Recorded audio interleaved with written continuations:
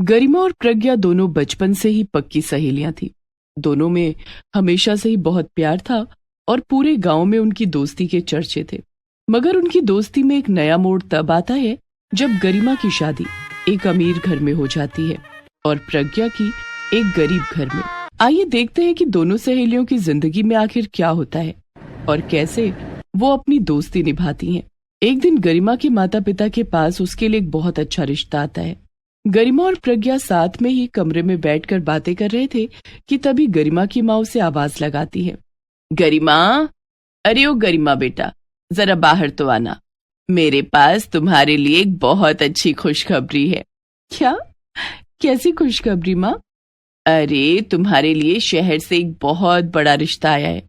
तुम्हें पता भी है वो लोग कितने अमीर हैं।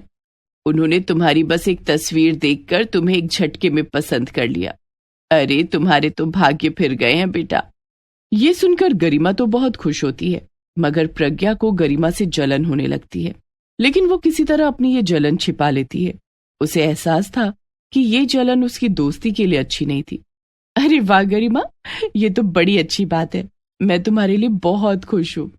शुक्रिया प्रज्ञा, देखना ऐसे तुम्हारे लिए भी एक बहुत अच्छा रिश्ता आएगा और फिर हम दोनों खुशी खुशी रहेंगे। फिर क्या था, कुछ ही समय में गरिमा की शादी उस अमीर घर में हो जाती है और वो शहर में रहने चली जाती है। लेकिन इधर प्रज्ञा की शादी गांव के ही एक आदमी से हो जाती है जिसका नाम रमेश था। रमेश खेतों में मेहनत मजदूरी का काम करता था और वो बहुत गरीब किसान था।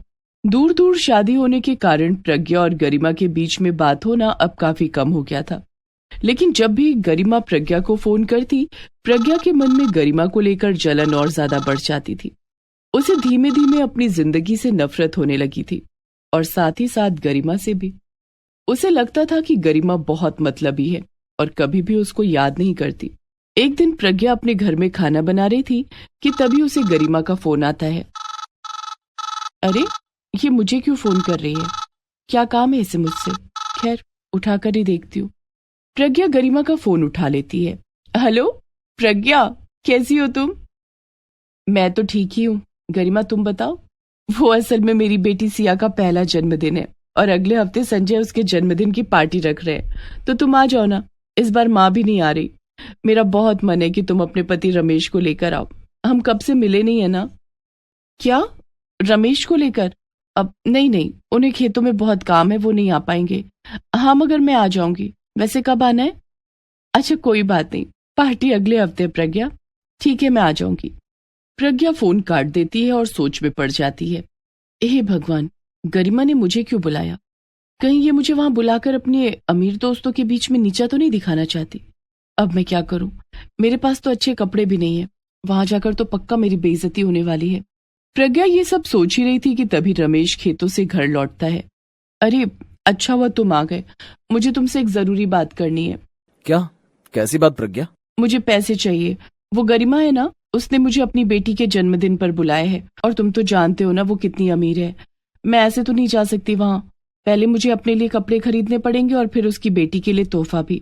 अच्छा, मगर प्रज्ञा तुम्हें तो वो पसंद भी नहीं है। तुम जब भी उससे बात करती हो हमेशा तुम्हारा मन खराब हो जाता है। फिर तुम वहां क्यों जाना चाहती हो? तो तुम क्या चाहते हो कि मैं हमेशा इस घर में ही बैठी रहूं और चूल्हा चौका करूं, कहीं बाहर ना जाऊं? उसने बुलाया है तो मैं जाऊंगी जरूर, बस मुझे पैसे दे दो। अच्छा ठीक है प्रज्ञा, मगर कितने पैसे चाहिए तुम्हें? कम से कम 20,000। इससे कम में तो कुछ भी नहीं होगा। क्या? 20,000? इतने पैसों का क्या होगा? अरे मुझे शहर जाना है, पड़ोस की चाची के जन्मदिन पर नहीं। मुझे चुपचाप पैसे दे दो बस।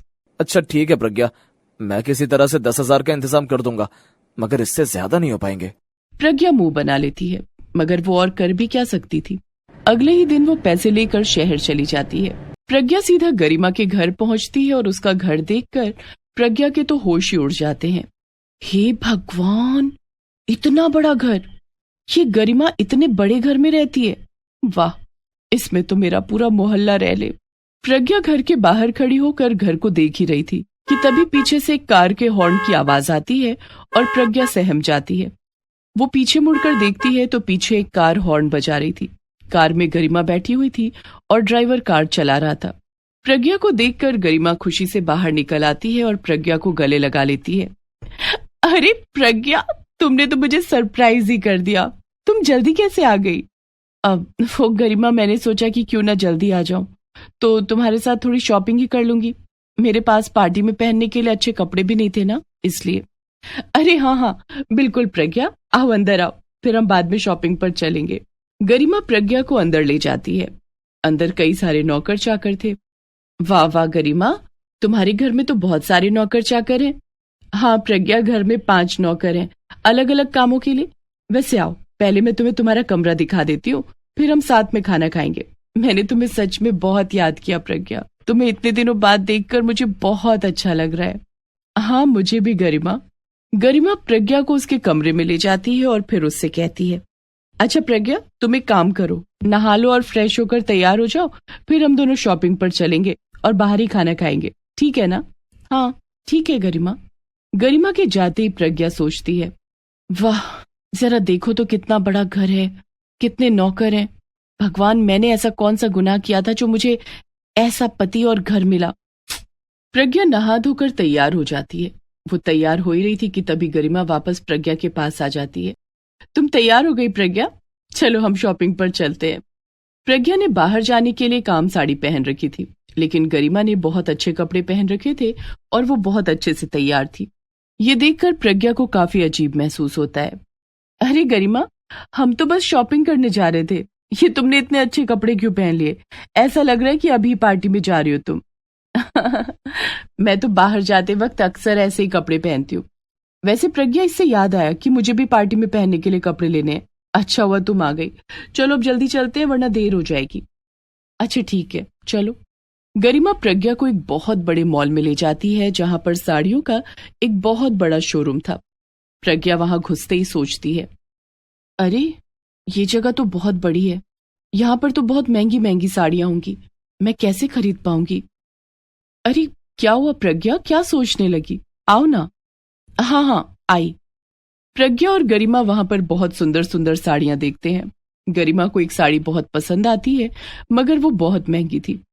प्रज्ञा, मुझे तो ये साड़ी बहुत पसंद आई है, एक काम करते हैं, हम दोनों यही साड़ी अलग अलग रंग में ले लेते हैं, फिर हम दोनों ही पार्टी में बहुत अच्छे लगेंगे।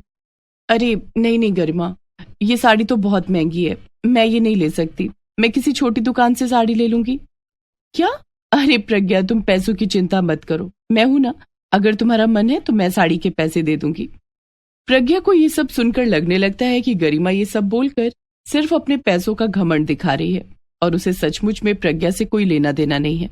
बस बहुत हो गया गरिमा, मेरे पास पैसे कम है और मैं गरीब हूं, इसका मतलब ये नहीं कि मुझे तुम्हारी भीख की जरूरत है।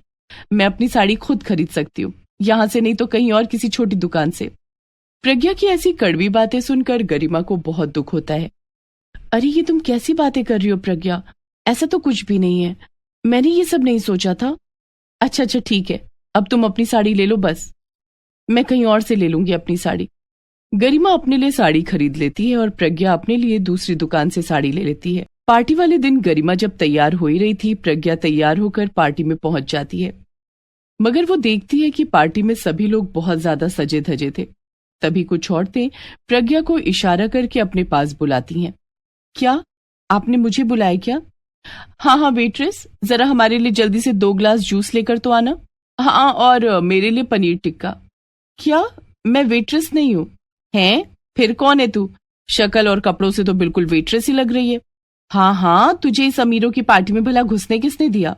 प्रज्ञा को अपना ये अपमान सुनकर बहुत बुरा लगता है, मगर वो कुछ कहती इससे पहले गरिमा वहां आ जाती है और उन औरतों से कहती है, जबान संभाल कर बात करो तुम लोग, ये मेरी दोस्त है और ये पार्टी जितनी मेरी है इसकी भी है, और इस हिसाब से तुम लोग इसी की पार्टी में ये जूस और पनीर टिक्का ठूस रहे हो।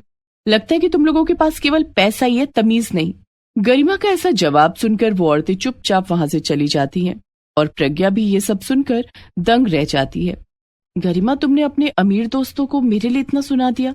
अरे वो मेरी दोस्त नहीं प्रज्ञा, दोस्ती अमीरी गरीबी देखकर नहीं होती है, मेरी असल दोस्त तो सिर्फ तुम हो, इसीलिए तो मैंने तुम्हें यहाँ गांव से बुलाया था।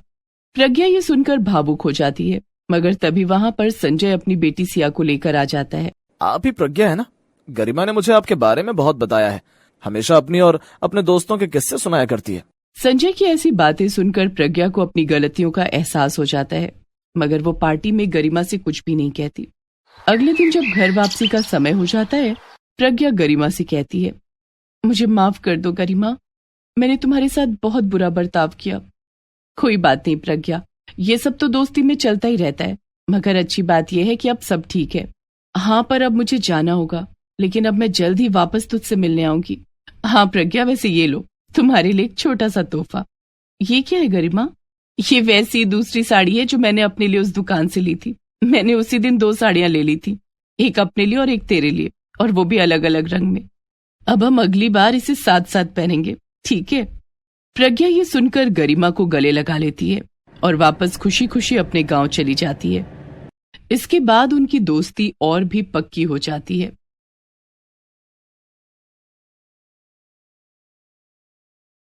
मौली और मुकुल अपने बाबा के साथ रहते थे। माँ उन्हें बचपन में ही छोड़कर चली गई थी। एक दिन उनके बाबा मोहन की भी नौकरी चली जाती है। तब मौली ने खोली तंदूरी मोमोज की दुकान।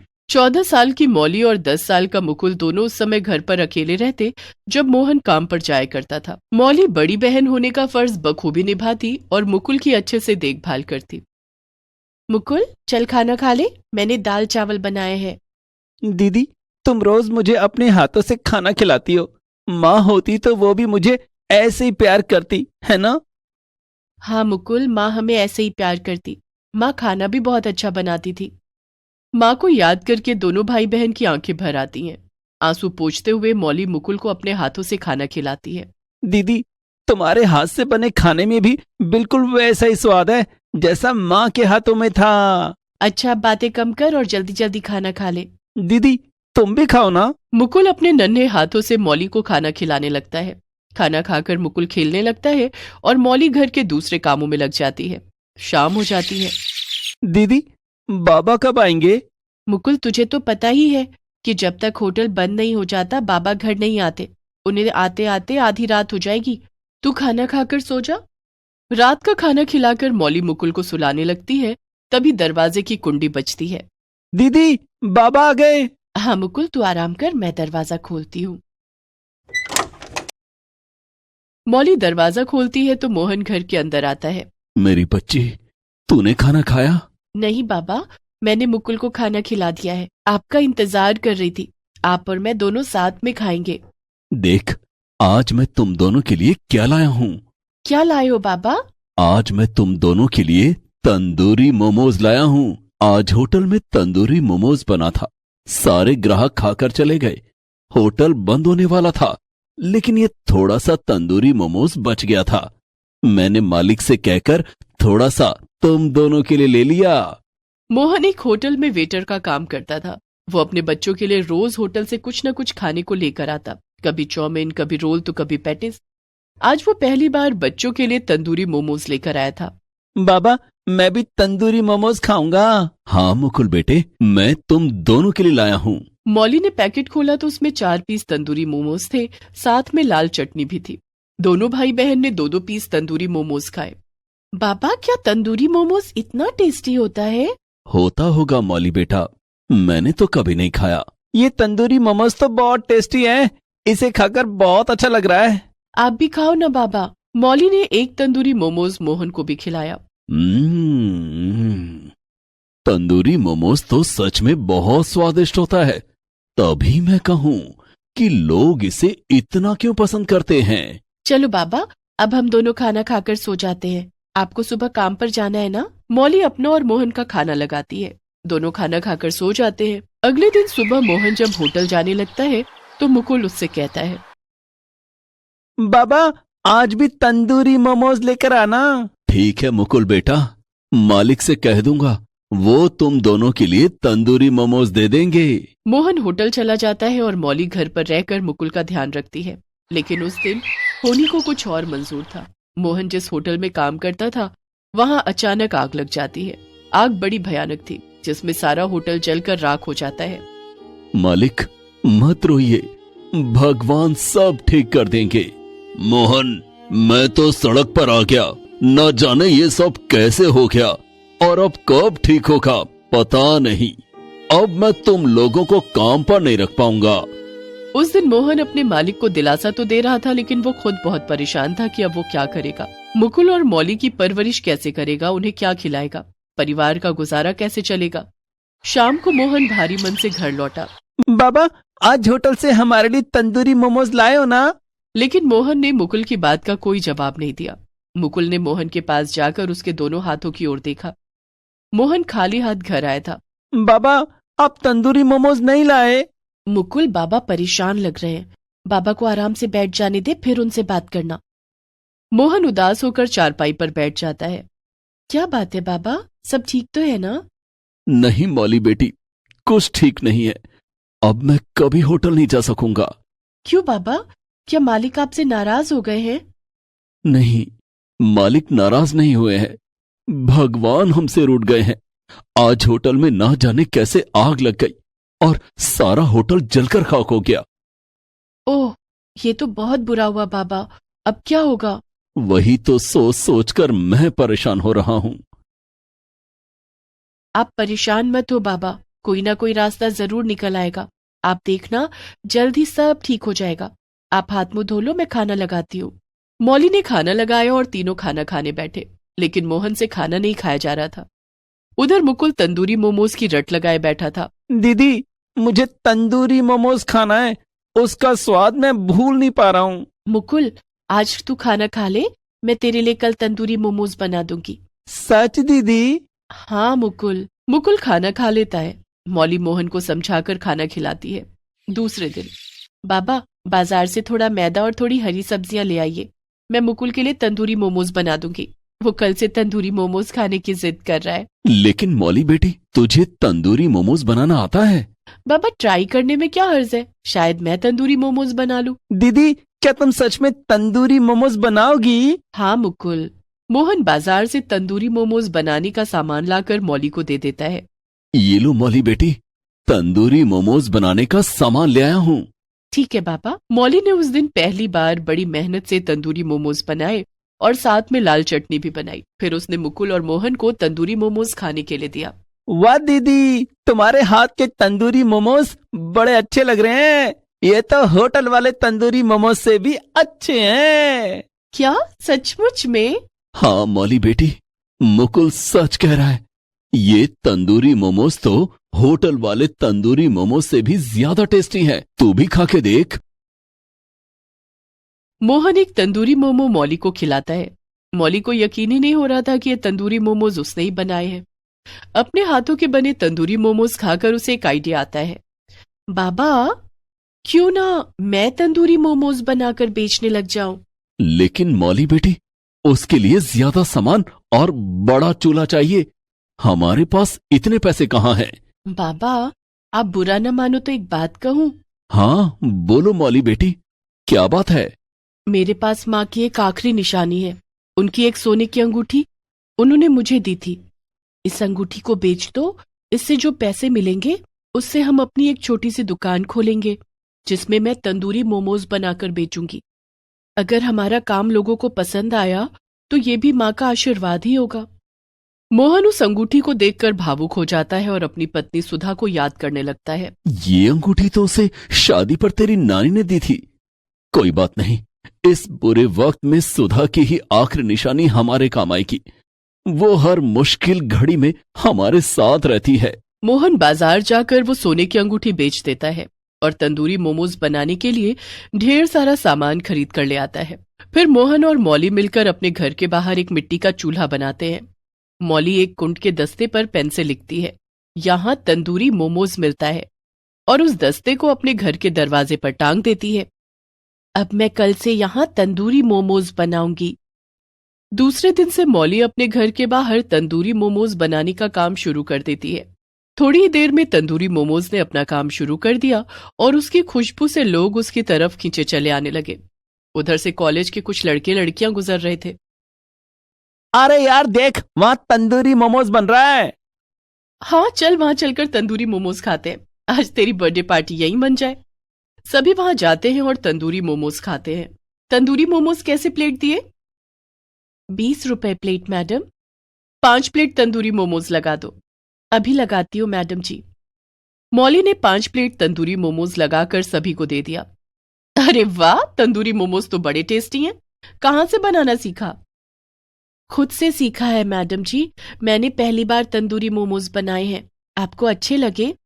पहली बार बनाए हैं फिर भी इतने अच्छे बने हैं, ये तो जादू हो गया। अब हम रोज यहाँ आएंगे और तेरे हाथों के बने तंदूरी मोमोज खाएंगे। हाँ, हम कॉलेज में सबको यहाँ का पता दे देंगे। कॉलेज के सभी लड़के लड़कियां तुम्हारे तंदूरी मोमोज खाने आएंगे। आपका बहुत बहुत शुक्रिया साहब। धीरे धीरे मौली की दुकान पर लोगों की भीड़ लगने लगती है और हाथों हाथ उसके सारे तंदूरी मोमोज बिक जाते हैं। इस तरह मौली की दुकान चल निकली। अब उसे शादियों और पार्टियों में भी तंदूरी मोमोज बनाने के ऑर्डर मिलने लगते हैं। मुकुल की तो रोज पार्टी होती थी। वो रोज मौली के हाथ के बने तंदूरी मोमोज खाता। मौली ने अब अपना कारोबार बढ़ा दिया था।